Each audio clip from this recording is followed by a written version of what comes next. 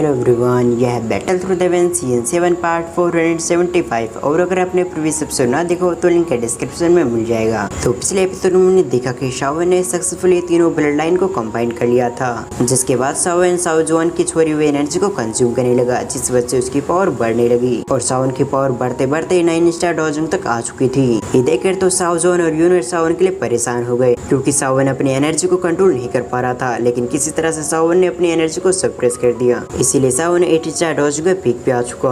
जिसके बाद Shao zone ने शाओन को बताया कि हान क्लैन काफी मिस्टीरियस क्लैन है, इसीलिए शाओन हान क्लैन से बच के रहे, साथ ही साथ वो अपने शाओ क्लैन को रिवाइव करे, जिसके लिए शाओन भी एग्री हो गया। तो अब वो आगे इस एपिसोड की शुरुआत भी पिछले एपिसोड के आगे से होती है, जहाँ इंसिस्टर शाओ जोन शाओन की तरफ दिखते हुए कहते हैं, चाहे कुछ भी हो लेकिन जब तक तुम दोस्तों क्लास तक ना पहुँचो तब तक तुम्हें केयरफुल रहना होगा, क्योंकि तुम्हारे पास जेट पेंडेंट है जो हान क्लैन को चाहिए। इसीलिए चाहे तुम अपने आप को कितना भी छुपाने की कोशिश करो, हान क्लैन के मेंबर तुम्हें ढूंढने लेंगे। ये सुनने के बाद तो शाओन ने भी नोट कर दिया, क्योंकि उसे पता था कि उसने काफी सारे होलोप्सोल के एक्सपर्ट को मारा है, इसीलिए होलोप्सोल यानी कि हान क्लैन उससे बदला लेने के लिए या फिर जेट पेंडेंट लेने के लिए जरूर उसके पीछे आएगा। ये सब सोचने के बाद शाओन कहता, चाहे कुछ भी हो लेकिन मैं भी अपने कदम को पीछे नहीं हटा सकता। दूसरी तरफ शाओन की बातों को सुनने के बाद शाओ जोन कहते हैं, मुझे मालूम है। साथ ही वो अपनी बातों को बदलते हुए कहते हैं, तुम्हें हेवनली टूम में एंटर किए हुए 2 साल से ज्यादा हो चुके हैं, इसीलिए कुछ समय के अंदर ये हेवनली टूम सभी को बाहर निकाल देगी, इसीलिए तुम बचे हुए समय को भी अपनी कल्टीवेशन में लगा दो ताकि तुम्हारी पावर और भी इंक्रीज हो जाए। ये कहते हुए शाओ जोन ने अपने एक स्क्रू को बाहर निकाला, जिसे शाओन की देते हुए कहते हैं, ये स्काई 3 मिस्ट्रीज चेंज टेक्निक का एक पार्ट है, और अगर तुम इस टेक्निक को काफी अच्छी तरह से सीख जाते हो तो फिर तुम अपने शाओ क्लैन के टैटू को काफी अच्छे से क्रिएट कर पाओगे, जिससे होगा कि तुम अपने क्लैन टैटू को कभी भी क्रिएट कर पाओगे। साथ ही साथ अगर तुमने अपनी ब्लड लाइन के साथ अपने क्लैन टैटू को फ्यूज कर लिया तो फिर तुम भी अपने क्लैन टैटू की पावर का इस्तेमाल कर पाओगे। शाओ जोन की इन बातों को सुनने के बाद तो शाओन काफी ज्यादा खुश हो गया। इस चीज को महसूस करके शाओ जोन ने शाओन को वो टेक्निक दे दिया। तभी शाओन ने शाओ जोन से सवाल किया, जब आपने स्काई 3 मिस्टीरियस टेक्निक को क्रिएट किया था तब क्या आपके पास हेवनली फ्लेम मौजूद था? शाओन की इस बात को सुनकर शाओ जोन एग्री करते हुए कहते हैं, मेरे पास हेवनली फ्लेम मौजूद था, वो भी 3 तरीके की, मगर मैंने अपने आखिरी फाइट में तीनों हेवनली फ्लेम को सैक्रिफाइस कर दिया, क्योंकि उस समय मैं काफी ज्यादा घायल था और मेरे सभी दुश्मनों ने मुझे घेर लिया था, इसलिए उन सभी से बचने के लिए मुझे अपने तीनों हेवनली फ्लेम को ब्लास्ट करना पड़ा। शाओ जोन के जवाब को सुनकर तो शाओन सरप्राइज हो गया। साथ ही शाओन को समझ में आ चुका था कि शाओ जोन की आखिरी फाइट सचमुच काफी ज्यादा टेरिफाइंग हुई होगी। तभी जाकर शाओ जोन ने अपनी तीनों हेवनली फ्लेम को ब्लास्ट किया, नहीं तो शाओ जोन अपने हेवनली फ्लेम को बिल्कुल भी डिस्ट्रॉय नहीं करते। पर अभी भी शाओन को एक बात समझ में नहीं आई, इसलिए शाओन ने शाओ जोन से सवाल किया, शुरुआत में तो अपने स्काई 3 मिस्टीरियस चेंज टेक्निक को नहीं बनाएगा, तो शुरुआत में आप हेवनली फ्लेम को कैसे कंट्रोल करते होंगे? शाओन के सवाल को सुनकर शाओ जोन के चेहरे पे एक बार फिर से स्माइल आ गई। फिर वो शाओन की बातों को जवाब देते हुए कहते हैं, तुमने बिल्कुल सही सोचा, शुरुआत में मेरे पास ऐसी कोई भी टेक्निक नहीं थी जिससे मैं इन दोनों हेवनली फ्लेम को कंट्रोल कर पाता, इसीलिए मुझे अपने स्ट्रेंथ पे रिलाई करना पड़ा। यानी कि साफ शब्दों में कहा जाए तो शुरुआत में मैं अपने स्ट्रेंथ की मदद से तीनों हेवनली फ्लेम को कंट्रोल करता था। हालांकि शुरुआत में अपने स्ट्रेंथ से अपने हेवनली फ्लेम को कंट्रोल करना थोड़ा सा मुश्किल था,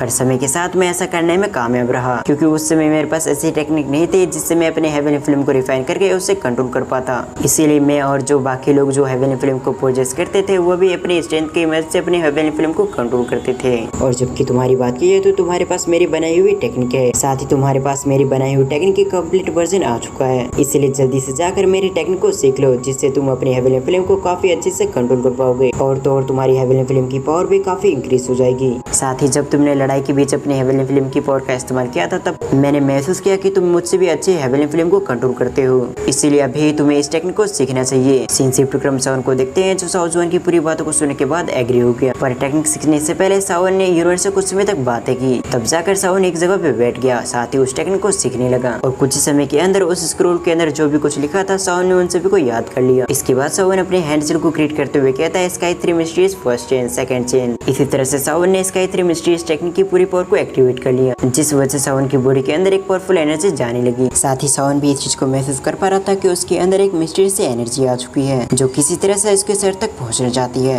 जब शाओन इन चीजों को महसूस कर पा रहा था तब बाहर से हम शाओन की बॉडी के ऊपर देखते हैं, जहाँ शाओन के सर पर कुछ चीजें चमक रही थी। तभी अचानक सब कुछ डिसअपीयर हो गया। ये देखने के बाद तो शाओन ने भी अपनी आंखें ओपन कर ली। साथ ही शाओन कहता है, आखिर मैं अपनी टेक्निक को परफॉर्म करने में कैसे फेल हो चुका हूँ। दूसरी तरफ हम शाओ जोन को देखते हैं, जिसे अच्छी तरह से पता था कि शाओन अपनी टेक्निक को परफॉर्म करने में क्यों फेल हो गया। इसीलिए शाओ जोन शाओन से कहते हैं, अगर तुम अपने स्काई 3 मिस्टीरियस चेंज टेक्निक की पूरी पावर को रिलीज करना चाहते हो तो उससे पहले तुम्हें अपने क्लैन टैटू को क्रिएट करना होगा, जिसके बाद ही तुम ऐसा कर पाओगे। पर क्लैन टैटू को क्रिएट करने के लिए काफी पावर की जरूरत होती है, और वो पावर तुम्हारे पास पास मौजूद है, लेकिन कुछ समय पहले तुमने अपने लेवल को पार किया है, लेकिन तुम अपनी द्विक को सही से कंट्रोल नहीं कर पा रहे। लेकिन जैसे जैसे तुम अपनी द्विक को अच्छे से कंट्रोल करना सीख जाओगे तो फिर उसके बाद तुम साओ क्लैन के क्लैन टैटू को भी क्रिएट कर पाओगे। इधर साओ सुवन की बातों को सुनने के बाद तो साओ सरप्राइज हो गया। साथ ही वो अपने मन में कहता है, मैंने जब कुछ समय पहले अपने क्लैन टैटू को क्रिएट करने की कोशिश की तो मैंने महसूस किया कि उसके अंदर काफी पावर की जरूरत होती है और इसीलिए मैं लड़ाई के बीच में अपने क्लैन टैटू को क्रिएट नहीं कर सकता, क्योंकि क्लैन टैटू को क्रिएट करने के लिए सावन को अपनी काफी सारी पावर देनी होगी, जिसके बाद सावन कमजोर हो जाएगा और इस मौके का फायदा उठाते हुए कोई दुश्मन उस पर अटैक कर सकता है। जब सावन इसी तरह के थॉट्स में बिजी था तभी साओ जुआन भी समझ चुके थे कि सावन क्या सोच रहा है। इसीलिए साओ जुआन सावन की थॉट्स को इंटरप्ट करते हुए कहते हैं, तुम जैसा सोच रहे ऐसा कुछ भी नहीं है, क्योंकि तुम्हें एक ही बार क्लैन टैटू को क्रिएट करने में अपनी पावर देनी होगी और जैसे तुम एक बार अपने क्लैन टैटू को एक्टिवेट कर लेते हो तो उसके बाद तुम्हें अपने क्लैन टैटू को क्रिएट करने के लिए इतनी द्विकी नहीं देनी होगी। यानी कि साफ शब्दों में कहा जाए तो सावन को अपने क्लैन टैटू को क्रिएट करने के लिए एक ही बार काफी ज्यादा द्विकी की जरूरत होगी, जिसके बाद सावन जब चाहे अपने क्लैन टैटू को क्रिएट कर सकता है। और इस क्लैन टैटू को क्रिएट करने के लिए तुम्हें बस एक सोच की जरूरत होगी, यानी कि जैसे तुम सोचोगे कि क्लैन टैटू एक्टिवेट हो जाए तो उसी समय तुम्हारा क्लैन टैटू एक्टिवेट हो जाएगा। फिर साओ जुआन आगे सावन से कहते हैं, लेकिन इस क्लैन टैटू को क्रिएट करना सबसे ज्यादा डिफिकल्ट है। पहले के समय हमारे साओ क्लैन के मेंबर को साओ क्लैन के टैटू एक्टिवेट करने के लिए काफी प्रैक्टिस करनी पड़ती थी, तब जाकर हमारे साओ क्लैन के मेंबर अपने क्लैन टैटू को एक्टिवेट कर पाते थे और क्लैन टैटू को पूरी तरह से एक्टिवेट करने के लिए उन्हें सालों की प्रैक्टिस करनी पड़ती थी, तब जाकर वो लोग अपने क्लैन टैटू को पूरी तरह से क्रिएट कर पाते थे।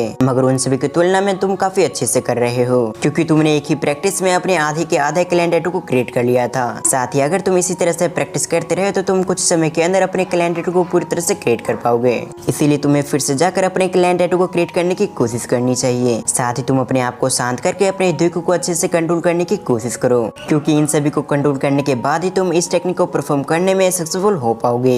इधर सावन की कंडीशन ऐसी हो चुकी थी जैसे कि वो साओ जुआन की बातें नहीं बल्कि उनकी लेक्चर सुन रहा हो। तभी सावन नोट करने के साथ ही एक जगह पे बैठ गया। साथ ही उसने अपने टेक्निक को परफॉर्म करना शुरू कर दिया। साथ ही सावन अपने मन में कहता है, स्काई 3 मिस्ट्री चेंज, मुझे लगा था कि शुरुआत में इस टेक्निक को परफॉर्म करना काफी ज्यादा इजी होगा, पर मैंने बिल्कुल भी नहीं सोचा था कि इस टेक्निक को परफॉर्म करना इतना हार्ड होगा। साथ ही मुझे इस टेक्निक को सीखने में काफी समय लगेगा। फिर अगले सीन में हम 6 महीने के बाद देखते हैं जहाँ सावन अभी भी ट्रेनिंग कर रहा था, क्योंकि स्काई 3 मिस्ट्री इस टेक्निक की सीखने की प्रोसेस काफी ज्यादा स्लो थी, इसीलिए सावन को भी इस टेक्निक को मास्टर करने में काफी ज्यादा टाइम लग रहा था। फिर कुछ दिनों के बाद देखते हैं जहाँ सावन की बॉडी से एक टेरिफाइंग एनर्जी निकल रही थी और तो और सावन के सर पर क्लैन टैटू लगभग आधे से ज्यादा हो चुका था।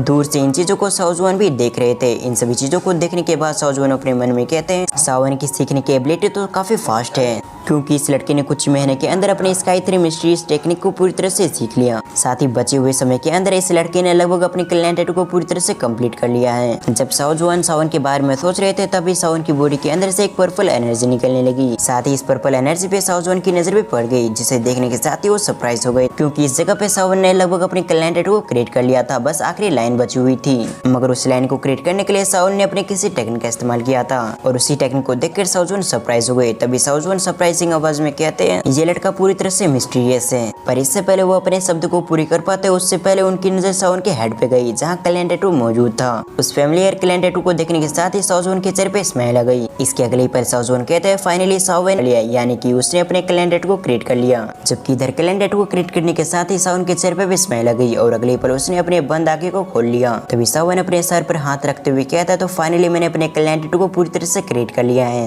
ये कहते हुए सावन ने अपने क्लैन टैटू को अपने शरीर के अंदर डिसअपीयर कर लिया, पर इसके बावजूद सावन के चेहरे पे एक बड़ी सी स्माइल आ चुकी थी। और इसी सीन के साथ हमारा ये पार्ट यहीं पर एंड होता है। आपको ये वीडियो कैसी लगी आप मुझे कमेंट करके जरूर बताएं, और अगर आप इस सीरीज का नेक्स्ट पार्ट देखना चाहते हैं तो इस वीडियो पे 1K लाइक कंप्लीट करें। सो वीडियो को फुल वॉच करने के लिए थैंक्स फॉर वॉचिंग।